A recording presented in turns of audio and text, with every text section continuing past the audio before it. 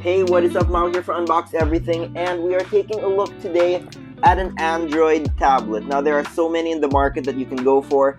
For iOS, you've only got the iPad, but for Android tablets, where you can find more budget-friendly, affordable ones, there's a lot to choose from. And this is one of the most popular, affordable ones that you can find on stores like Lazada or online shopping like Shopee.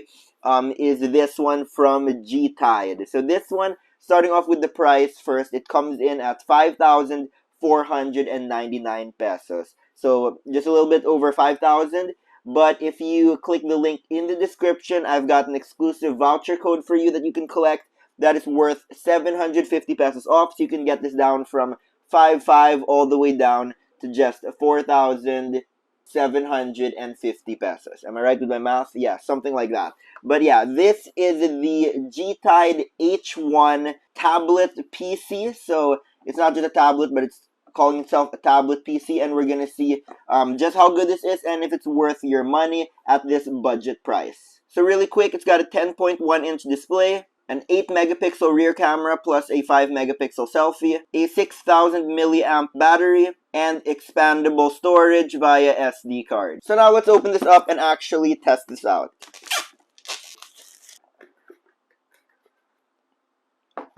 Okay, we just got the tablet right up front here. So let's get this out first. Put it inside. Let's see what else we got in the box. So we've got all the manuals and instructions, a USB Type A to Type C adapter. Okay. The charging cable, which is also USB Type A to Type C. And then a simple 5-volt charging brick. And that's everything inside the box. And now for the actual tablet.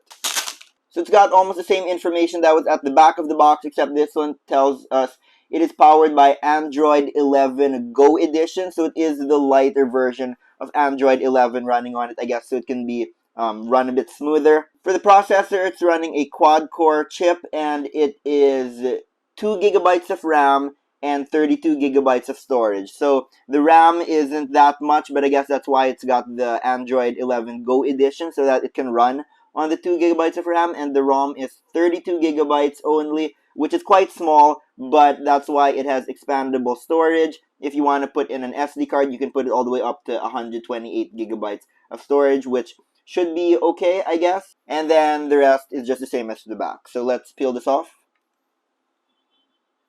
So we got the front here, and it does have a pre-installed tempered glass, so that's pretty cool that it's protected right away outside the box. And so for the design, you can see that it does have this kind of brush metal finish, even though it is made of plastic, but it does look really good. It's kind of like a matte finish. That way it doesn't really get fingerprints, so that's pretty good. As for the top here, this is the only side with actual physical buttons. So we got the headphone jack all the way up to the corner here, so note that there is a headphone jack. Got the volume rockers, the power switch over here, and then over here we've got the charging port, and over here, under this, here we go. This right here, not sure if you can see it, but that's where you put the micro SD for expandable storage. I'm not sure why this whole thing had to be so long, but note that it is only for a micro SD to expand your storage. There is no SIM card tray, so this is a Wi-Fi tablet only.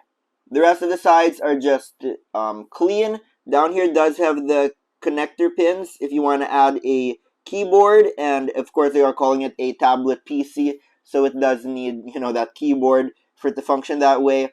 And it does have 2 speakers here, 2 speaker grills, and 1 microphone at the bottom.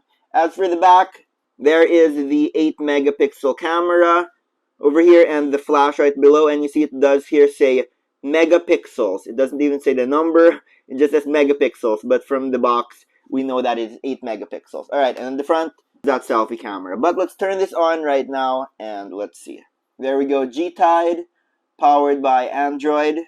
So this is an LCD panel, and it is a 10.1 inch. So of course, this is the whole startup process, so let me set this up real quick. So as this starts up, you can see already the size of the bezels. So it does have significant bezels around the edges, and they are not curved over here, so it is sharp edges on the edge of the screen, and it does have significant bezels, but if that doesn't matter to you, this should be okay. You know, after a while you won't really see it, but if having your screen go to the bleeding edge is important to you, then you might want to have to get you know, something more expensive. But again, this is a budget tablet, so we are checking if the things done to keep the cost down is actually worth your money.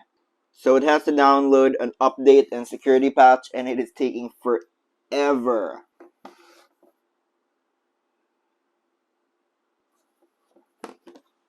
Okay, we are finally back, and the tablet is now up and running.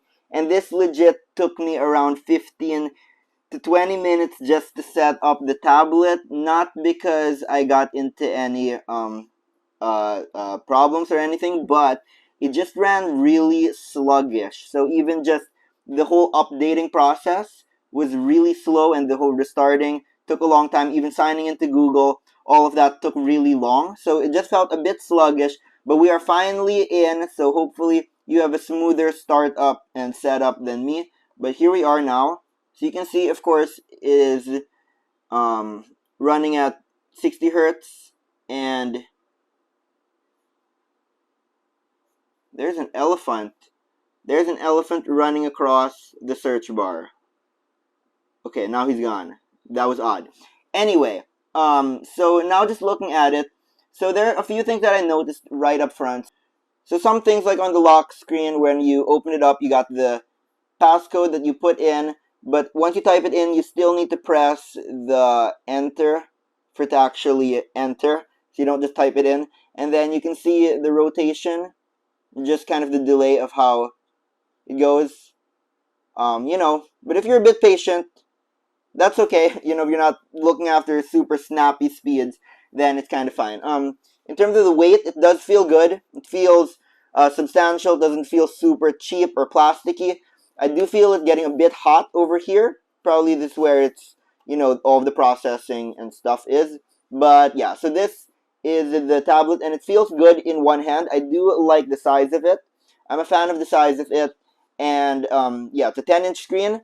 And just take a closer look at the icons and the colors. See the responsiveness. So it's not, you know, it's a standard screen, not anything blazing fast or super smooth, but it does the job. So what are the things that you might want to do on a budget tablet like this? I'd say one of the main things that I would get it for would be note-taking and media consumption, and also just browsing the web. So something like this, when we're going to tap to open Google, and let's see how the typing experience is. Oh, well, that's odd. It can't go into landscape orientation. So let's try again, opening up YouTube. Hopefully it doesn't crash. So we got 2 crashes, and now we open it up, but you can see just how sluggish it is turning on. But there we go. We're finally in YouTube, so let's just play something. And let's see if this can go into... Can it? There we go. So it went into... And let's just see if I can type. Let's see if you can see this. It's good. So it's kind of hard to see because it's glaring in the light, but there we go. Let's see. So let's see my lightsaber video, and let's just make this big. Of course, it's one of the main things I'll be doing is watching media on this. So, of course, it's capped at 1080p, but we're going to pump up the speakers so we can see also how that is. Wow. We're going to be unboxing a lightsaber that I bought from Shopee. And if you know that I've been collecting a lot of Star Wars collectibles over the past years, like this Darth Vader helmet. Okay, so the quality caps off at 1080p as the highest resolution it can go. The speakers are a bit underwhelming. They are decently loud enough, but I did put it up at the max volume already, and that would probably be how I would leave it if I was watching media on this. But again, if you're not super picky, and maybe if you're just giving this to your kid or someone who's not really a super, you know, pixel peeper and needing it to be completely super HD and surround sound and all that, just wants to watch a simple YouTube video, this would be alright. So maybe if you're giving it to your parents or your uncle who, you know, doesn't really care too much about all that, this could be okay. Just really simple for them to use. If they're not like super techie people, this could be okay for them. So for watching videos, media consumption, Netflix, and YouTube, this is okay. It does take a while to, open the apps and play the video, and of course it caps off at 1080p, but it's alright. And for under 5,000 pesos, that's kind of what you can expect. Pretty good for the price point that it is, what it is, which is a large screen that is bright and vibrant in its colors, so it is nice to watch on. And yeah, that's my take on the screen with media consumption. Now let me try just taking notes down how I would, like if it was a keyboard. Okay, so it's kind of hard to show you, but when I'm typing, like how I would type on any tablet, it actually is really responsive. So this one I'm pretty impressed with. The responsiveness is pretty good. You can see there, it's really responsive. So yeah, taking notes on this would be pretty good. So if you need this for class or just for taking notes while listening to seminars or whatever, this is pretty good. Okay, probably another thing you'd want to do on a tablet is just scroll through social media and have that large screen to see all of your content and the posts of all your friends. So let's just take a look at this. Okay, so now I am in Facebook, and that's how you, let's see, can it, okay, so it only wants to be in landscape. So this is just how it looks when you are browsing Facebook on the G-Tide H1 tablet. For some reason, it doesn't want to go landscape. I mean, it only wants to be in landscape. You can see that the photos aren't loading really quickly. But again, that is the browsing experience if you want to use it for social media.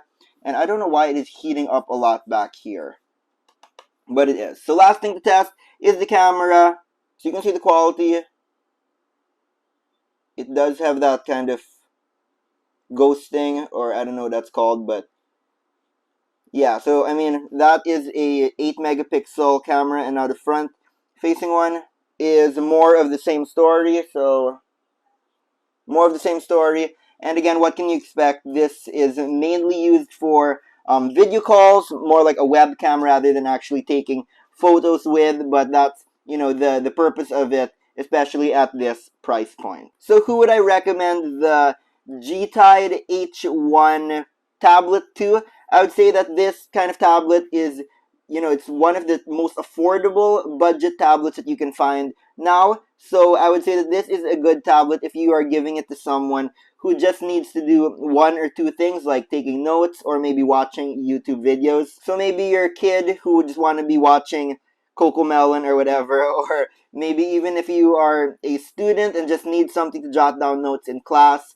this would be okay. Or if you are giving it to your parents who just want to be watching Netflix shows all day, or even just replying to emails. So if you're looking for a basic tablet at the most affordable price, you could look at the G-Tide H1 tablet. But if you want something that really does have more power to feel a lot smoother, you might want to look for something a bit more expensive.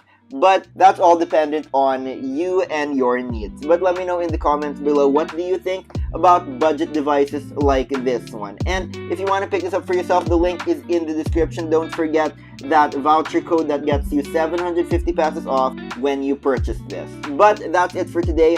Thank you for watching. I hope you did enjoy, and as always, I will see you back here next time as I continue to unbox everything. Shh.